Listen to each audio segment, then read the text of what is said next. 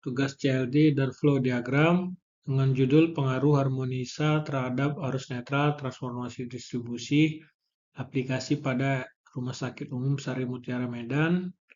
Nama Fredrik Sakaja Ginting, nomor NIP mahasiswa 2306293490, mata kuliah Sistem Dinamik dan Pemodelan, pengajar Prof. Dr. Insinyur Iwa Garniwa, MK, MT. Pendahuluan. Perkembangan teknologi telah membuat penggunaan energi listrik semakin meningkat.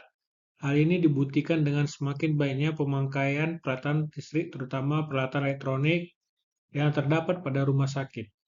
Untuk mengoperasikan peralatan elektronik tersebut, diperlukan sumber tegangan arus arah atau DC power supplies. Umumnya, tegangan DC ini didapatkan dari tegangan bola-balik AC yang tersedia di jala-jala sistem dengan cara menyarahkannya. Oleh karena itu, di setiap peralatan elektronik selalu terdapat penyarah ini mempunyai karakteristik non-linear yang mengakibatkan bentuk gelombang arus yang ditariknya dari jala-jala sistem menjadi non-sinusoidal terdistorsi. Menurut analisis Fourier, bentuk gelombang arus yang non-sinusoidal akan terdiri dari arus fundamental dan sejumlah komponen arus harmonisa. Oleh karena itu, peralatan elektronik merupakan beban non-linear yang menghasilkan harmonisa bagi sistem distribusi listrik. Harmonisa mempunyai pengaruh pada distribusi listrik, salah satunya komponen listrik dalam transformator distribusi.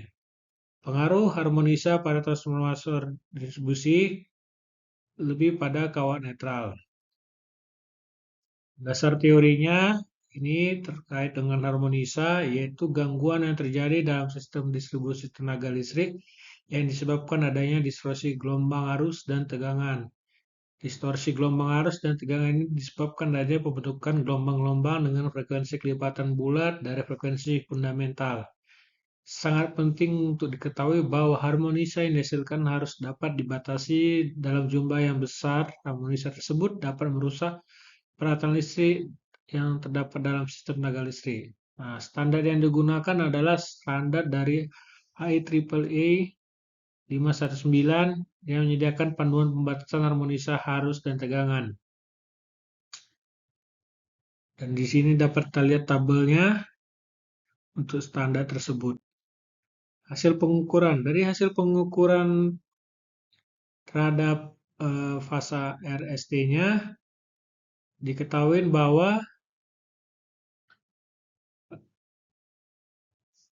untuk THD, total harmony distortion, tegangan tidak ada yang lebih standar. Selain itu, besar arus urutan 0 pada fasa R 3,487 ampere, S 6,761 ampere, T 3,16 ampere, dan fasa netral 13,561 ampere. Sedangkan besar arus netralnya tergantung dari besar komponen harmonisa ganjil kelipatan 3, di mana menunjukkan bahwa harmonisa memberikan penambahan yang cukup besar terhadap arus netral. Untuk causal loop-nya yang dimulai dengan harmonisa itu semakin banyak bertambah menimbulkan arus netral pada transformasi distribusi, dan akibat kelebihan pada arus netral harmonisa pada transformator distribusi yaitu mengakibatkan keandalan sistem pembangkit dan penyalur itu semakin buruk, diakibatkan ketidakseimbangan beban, gagal peratan, dan gangguan transien.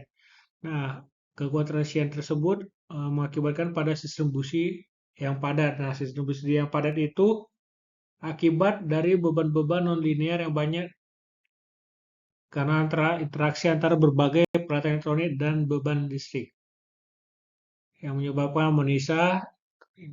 Terlampir causal loop diagramnya. Dan untuk flow diagramnya sendiri sama seperti causal loop diagram, harmonisa menimbulkan arus netral pada transformasi distribusi yang akibatkan oleh sistem pembangkit dan penyaluran yang membuat sistem distribusi yang padat. Sekian dan terima kasih atas presentasi yang saya sampaikan.